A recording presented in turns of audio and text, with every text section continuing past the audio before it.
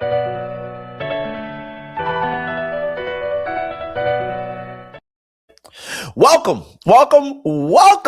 to the Ask Domnet Show every Monday, Wednesday, and Friday at 8 a.m. Eastern Time, the fastest 30 minutes of your day to make you an overall more informed person. My name is Dominique Pereira, but you might know me as Ask Domnet. Today, guys, I'm excited. I'm happy. It's Friday. You can't get me in a bad mood on Friday. And honestly, we're starting the show on time. We're here for you guys. You know, that's been somewhat of a problem for me. I try to stick to the 8 a.m., 30 minutes time slot to respect your guys' time, and the production and getting everything ready sometimes just carries over. So the fact that we are starting this Friday off right, thank you for joining me. So, what are we going to be talking about on this Friday? I got some exciting news. Boom, here we go. Chicken coop update, right? It's really brooder. It might be a brooder. Right? We got some chicken. Oh no, we got a mistake. They're ducks. Okay, they're ducks. They're really ducks, but I got some duck updates. Okay, got it. And then now more serious. 3 lessons I've learned in business this year. It has been a tough year, guys. It's April. It's May. I'm sorry. It's May. I wanted to tell me how your guys' first 4 months of the year have gone. January, February, April. January, February, March, April. How have those gone for you? We are in full swing spring, right? Like January and February can be slow sometimes. March, April, full spring, you should be really bustling in your business. But I've learned a couple lessons that I want to go over with you guys. I've learned. Now, let's get into the first one. I was looking at the date. It's day 28. Okay, cool. So guys, let me pause it here. So let me spoiler alert, 28 days ago. So you guys know that I have my ducks and my chickens at the farm. And they're a good amount, but they're not enough for me to like really start selling the eggs, right? Like I only have we had a total about of 100 at our peak.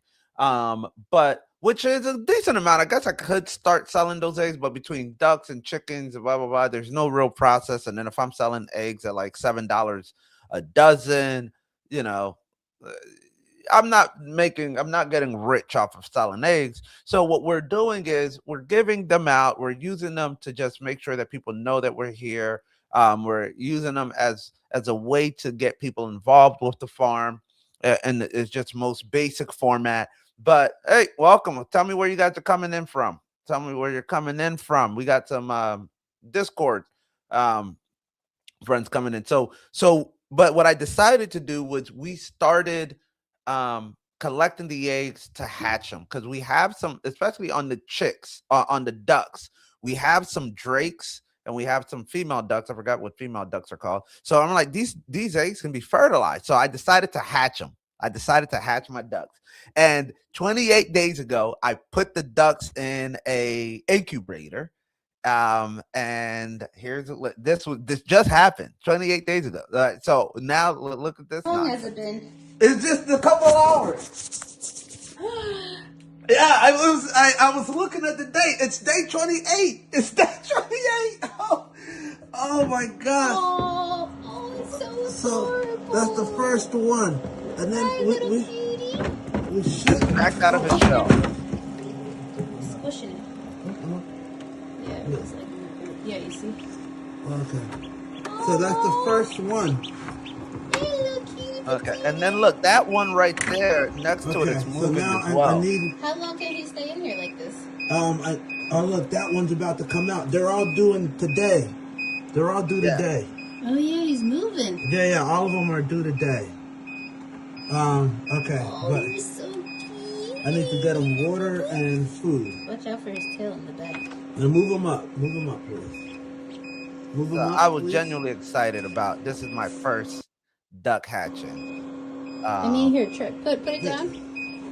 I just don't want to get him sick. I haven't washed my fingers or anything. Yeah, that's good. Greetings. Yeah. Greetings, Miss Infinity Bliss 9096. I love that. Wow, hey, Yeah. little Oh Welcome to crap! the I was show. supposed to So go buy my brooder. He's so cute. 28 look, look, days exactly. Wow, that's amazing. look, that one, you see that one's like wiggling around. That one's about to hatch as well.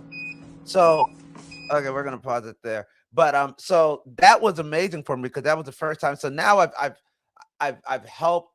I don't want to say like like get rabbits. I don't know how what to say. Incubate like the rabbits were born. So those were little baby rabbits you guys saw here. Now these are the ducks. This is the first time I've hatched some ducks. And this morning, right now, out of the 17 eggs that we have, we could play this. We had 17 of them that I was trying to incubate. So far, three of them have made it out. So these guys are just yeah, and they're in my office. Like this is I just have them kind of right beside me here.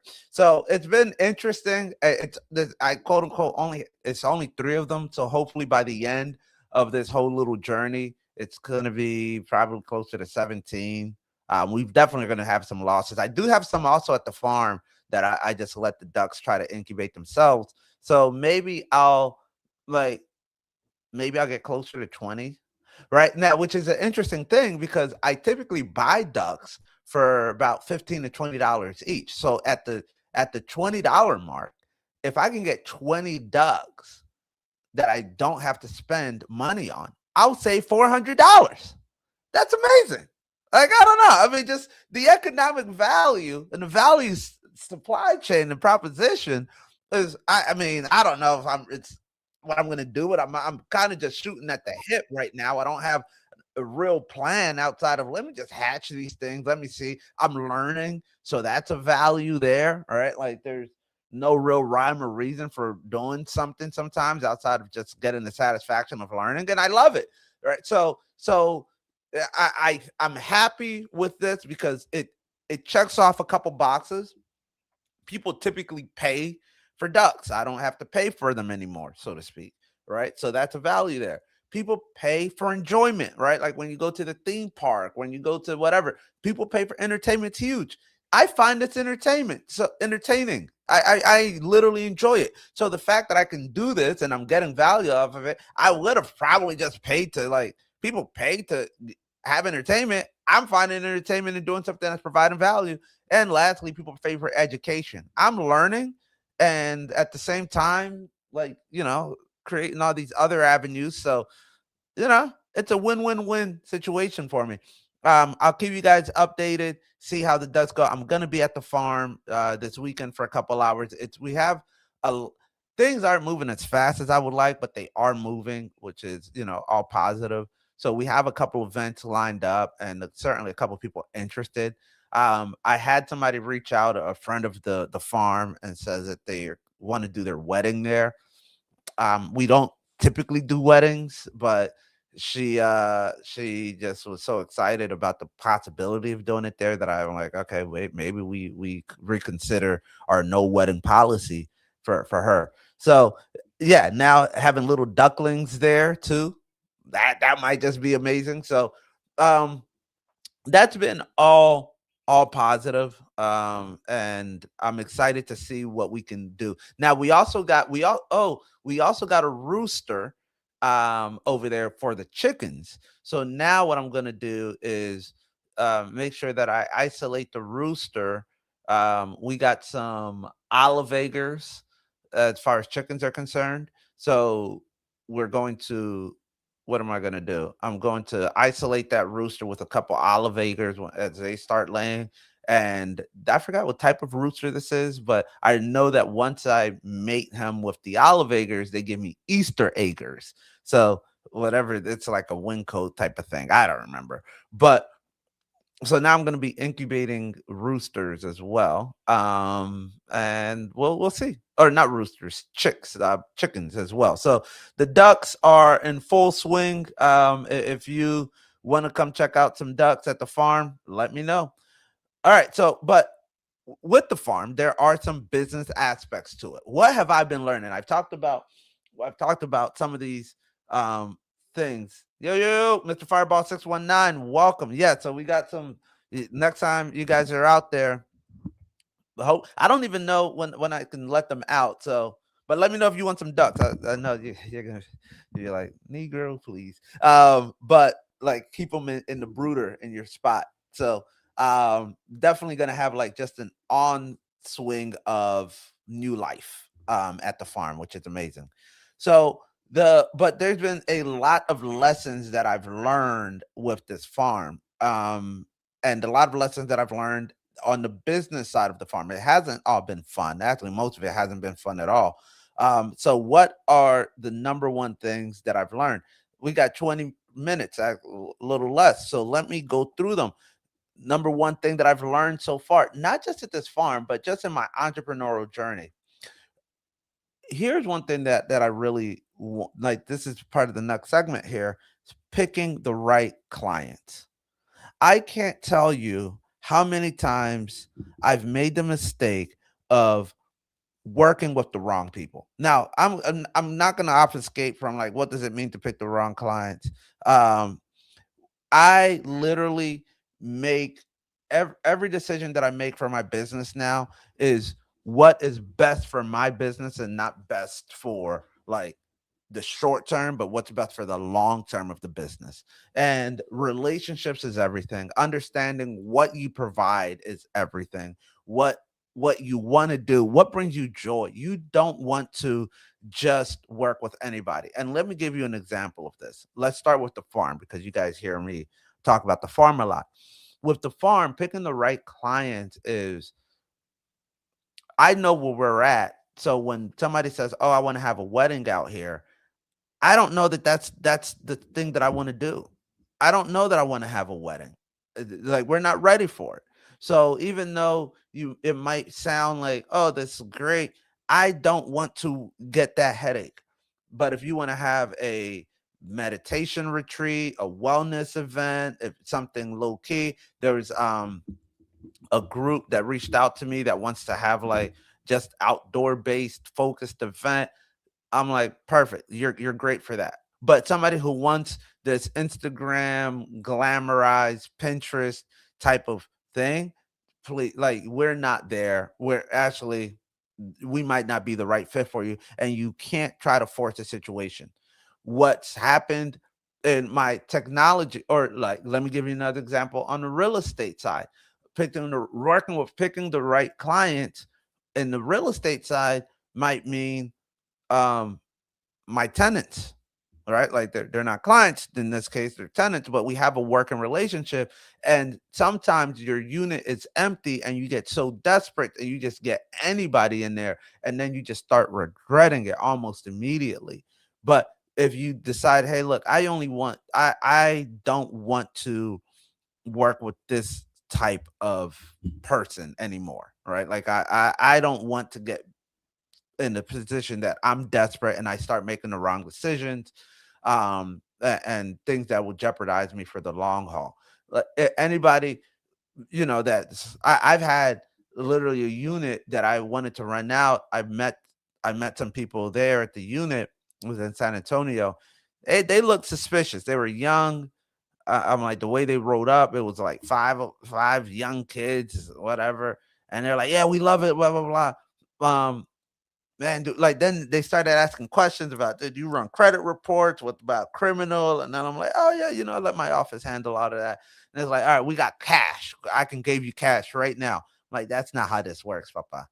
Right.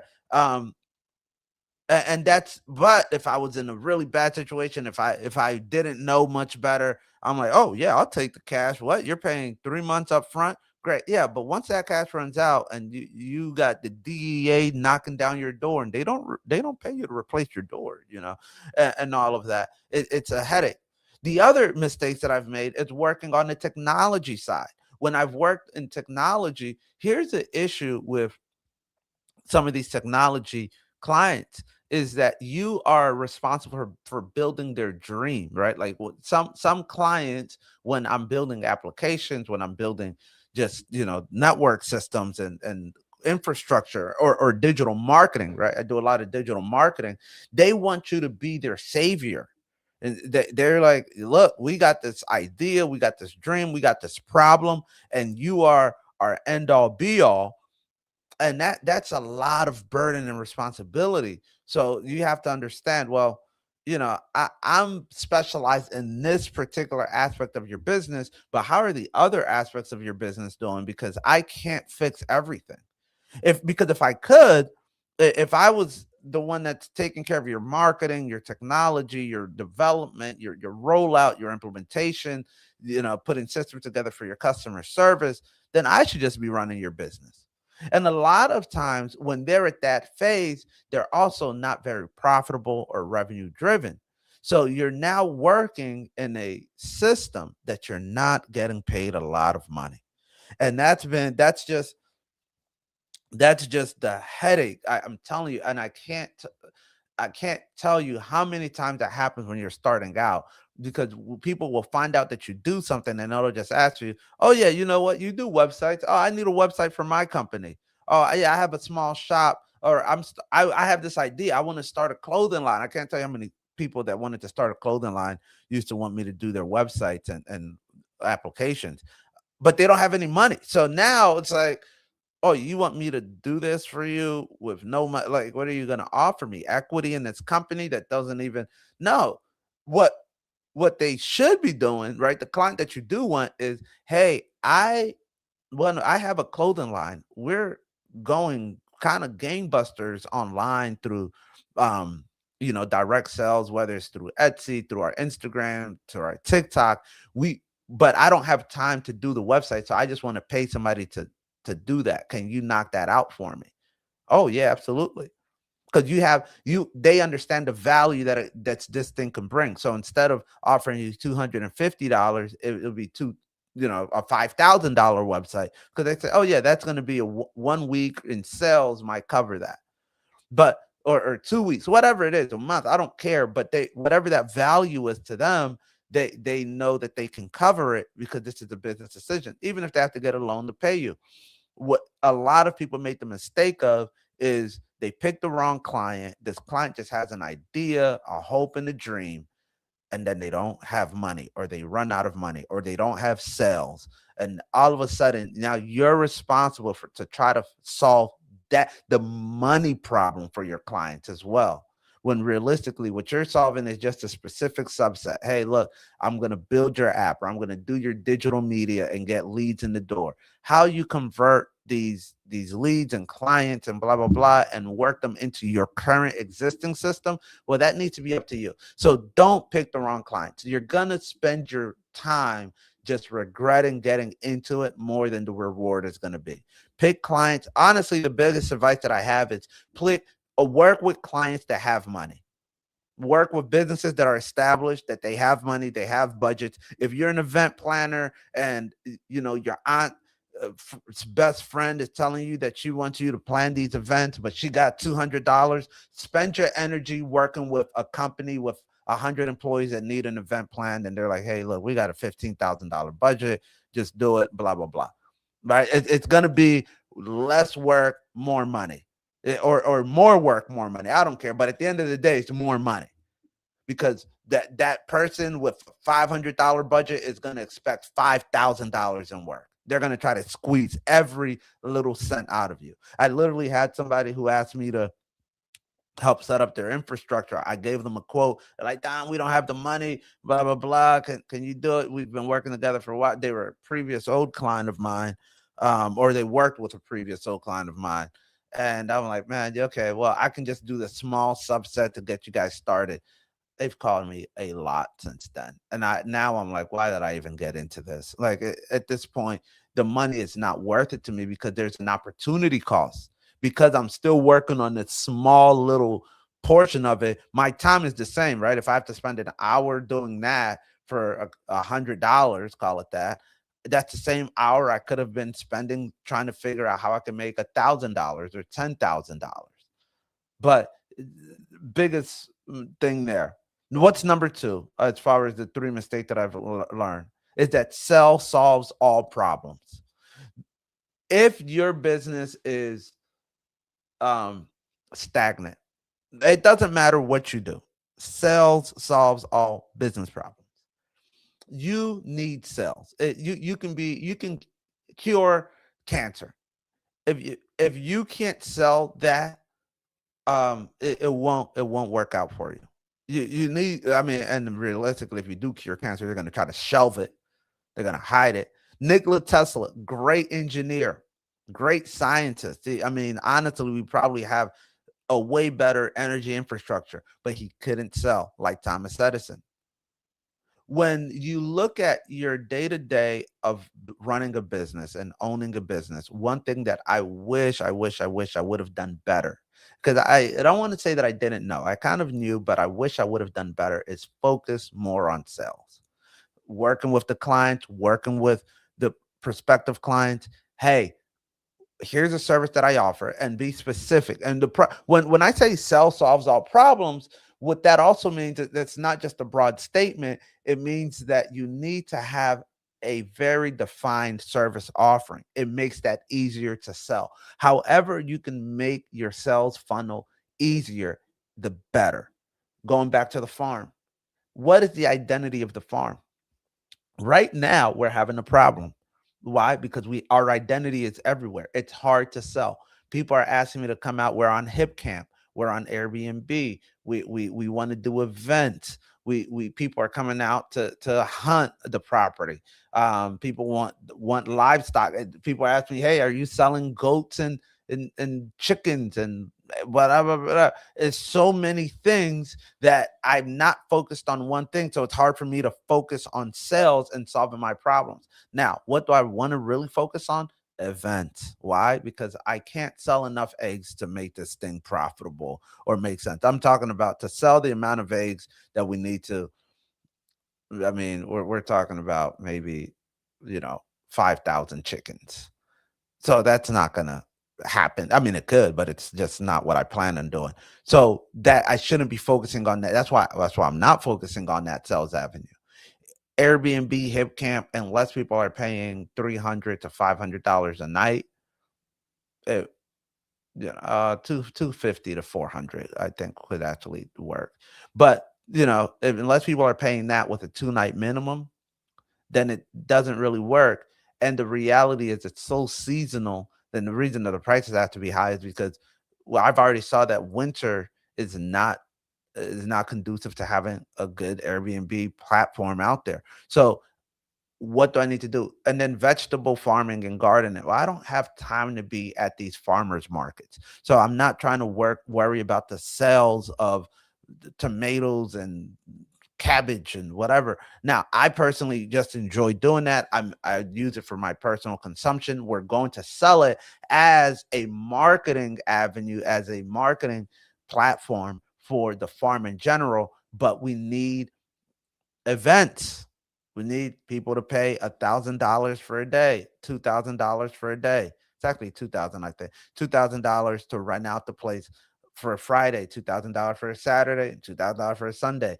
Focusing on that sell, um, $6,000 in on a weekend, where to sell $6,000, look, let me, a dozen eggs, if I sell a dozen eggs for $7, to make $6,000 divided by 7, I need to sell about 858 dozen eggs. That on a weekend, 858 dozen. How many chickens? So 858 dozen, there's 12, that's like 10. So that's 10,000 chickens. Um no, well, that 858 dozen for the week, for the week. So that's not 10,000 chickens. It's going to be around closer to that, like 3,000 or something like that. So, but you see how, but that's like how many people, how feed and cost and blah, blah, blah, and housing and, management and then packaging. Or I could just have people come out and do their event, shake their hand, and wish them the best of luck. Want them to come back next year for their anniversary, birthday, or whatever. All right. So that's what I'm focusing on, sales. Same thing with, I talk a lot about AI here. AI won't help me, people. I couldn't care less about AI in its vacuum. AI can be the best thing in the world, but if I can't show the value to somebody to pay me to implement a solution utilizing AI, taking advantage of what AI can provide, then what benefit does AI do to me? It doesn't. It doesn't change anything in my paycheck or my pocketbook. Sell solves problems. Hey, company, dentist office, we have a software solution that allows your dentist office to thrive, to separate themselves from the competition, to do this, to do that, utilizing AI. Great. And now, guess what? As soon as you sell that, have the process in place. Make sure you go for the right client. Going back to number one, right? Like, don't use AI to sell to somebody who has no money. You're gonna spin your gears. Now, guess what? Make sure you have the process in place so that, okay, great. I'm gonna set you up with my implementation specialist. They're gonna get you going. We're gonna be talking about this, this, and that. And what's your job now as a business owner?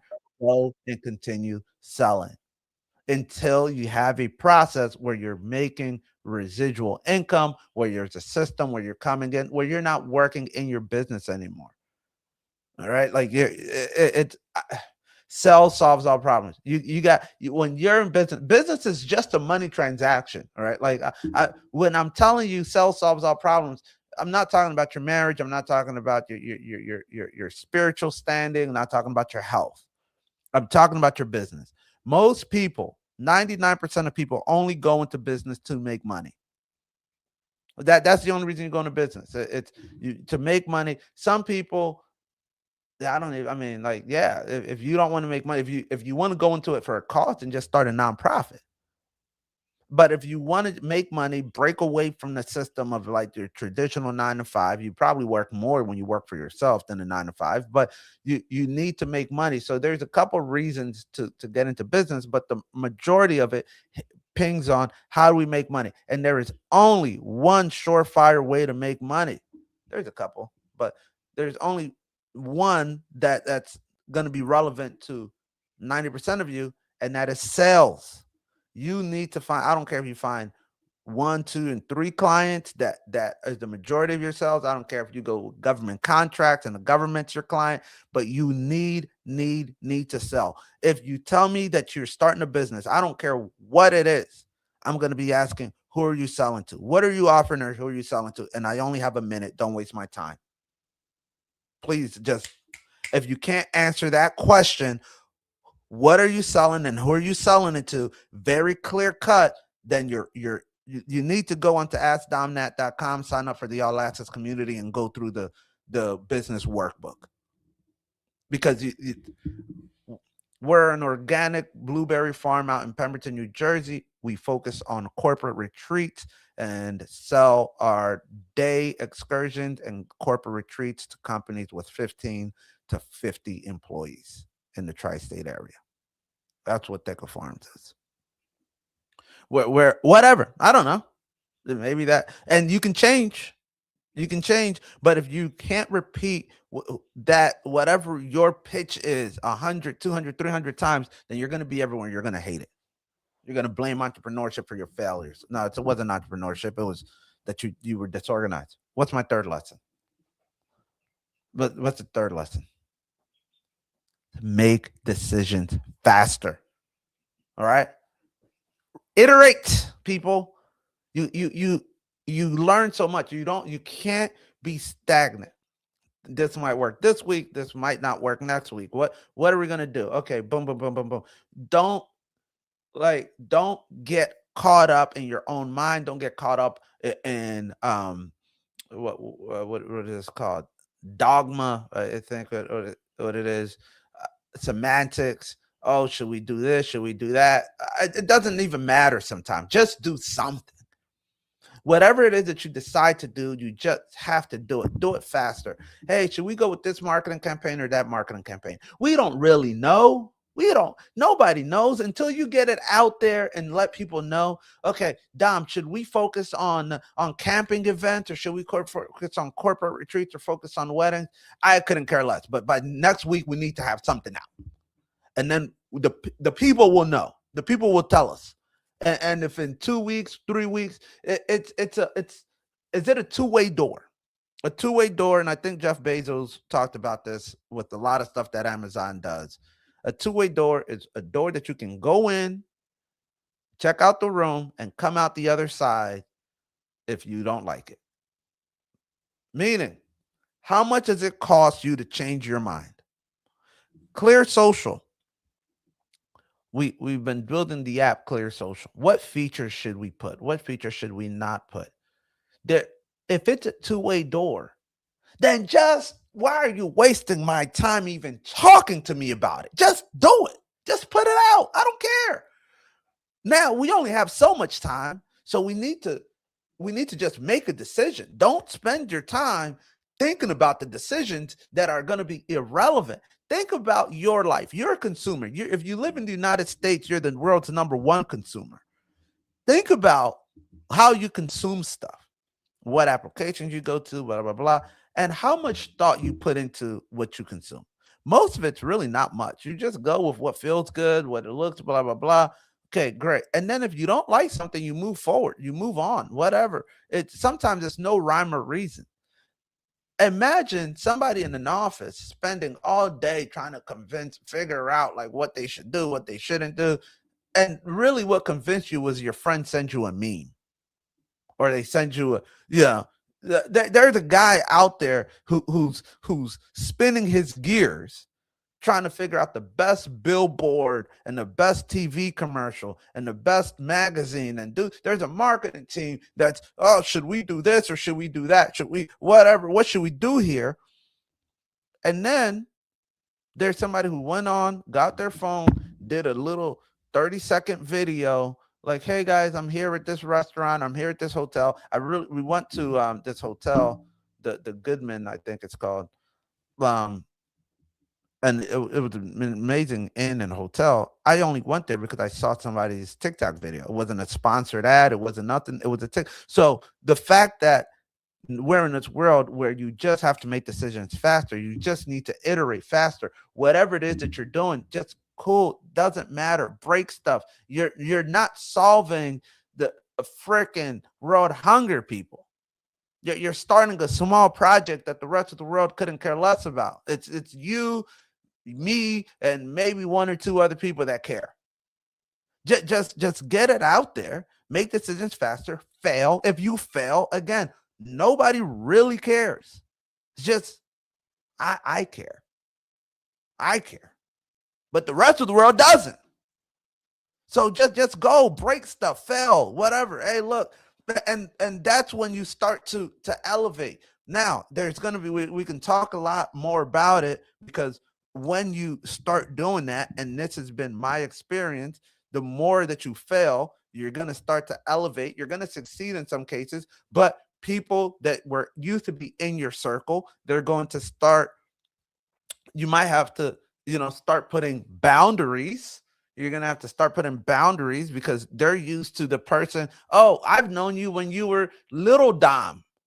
Like people, previous clients of mine sometimes call me when I used to do $300 websites.